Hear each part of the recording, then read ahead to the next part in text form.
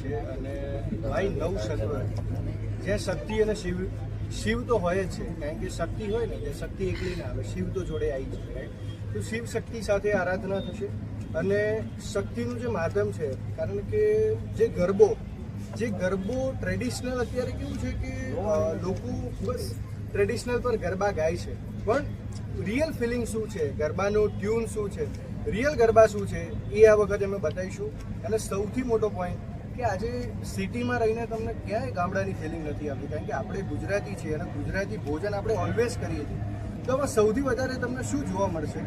તો જ્યારે તમે એન્ટ્રી કરશો ત્યારે તમને વિશાળ માટલું જોવા મળશે. માટલું એટલે ગરબો, કે જ્યાં પ્રવેશ કરો છો માતાજીના. આપણે નવરાત્રિનો સૌથી મોટો હોય છે ગરબામાં દીવો થાય ને પછી જ માતાજીના ગરબાની શરૂઆત થાય છે ને પછી જ આરતી થાય છે. એટલા માટે મેં આ થીમ રાખી છે. અને ગામડું શું કરવા સિલેક્ટ કર્યું? કારણ કે જે નેચરલ અને નેચર આ બંને અને સંસ્કૃતિને અમે સૌથી વધારે રિપ્રેઝન્ટ કરવાના છે, કારણ કે માત્ર ગરબા નથી, આ એક એવો સમન્વય છે કે જેની અંદર લોકોની લાગણી, ફિલિંગ્સ અને ગરબા બધું જ જોડાવાનું છે. અને આપણી સાથે દિવ્યાબેન છે, એટલે એમનો એક્સપિરિયન્સ પ્લસ એમનો જે ગરબાને જે ઓડિયન્સ રમવા આવશે અને જે ગરબાના તાલે રમશે એનો તો અમે વેઇટ કરી રહ્યા છે, કારણ કે જલ્દી મળીશું, એઝ સુન એઝ મળીશું. દર વખતે નવરાત્રિમાં તમે 1 વાગ્યા પછી મંડળીનો કાર્યક્રમ જોવા મળી રહ્યો છે, તો તમારા વખતે કેવું નવીનતા લાવી રહ્યા છો? અમે મેક્સ ટુ મેક્સ જેટલો બને એટલો અમે વધારે ટાઈમ લઈશું, પણ અમે મંડળી નથી કરવાના આ વખતે.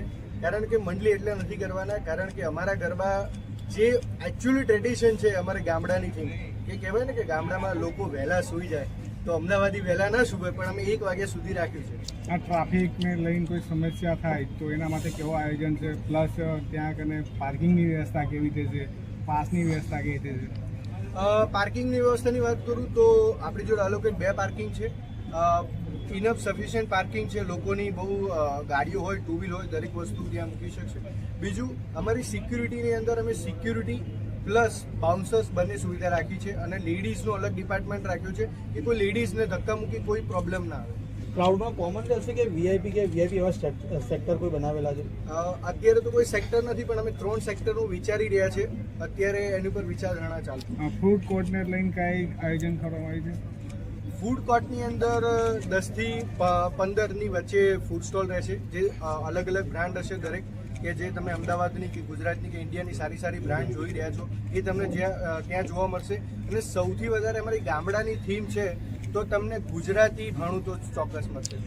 નવરાત્રિ થવા જઈ રહી છે, તમે ફરીથી અમદાવાદમાં 3જા વર્ષે કરી રહ્યા છો, શું નવીનતા લાવી રહ્યા છો? અને જે ગયા વખતે કર્યા એના વખતે કેવી યુનિક જોવા મળશે લોકો?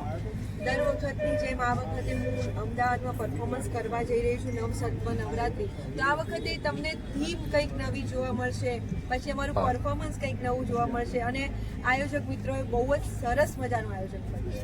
નવસત્વમાં તમે કેટલા દિવસ તમે ભાગ આપી રહ્યા છો? કેટલા દિવસ થશે? 9 દિવસ.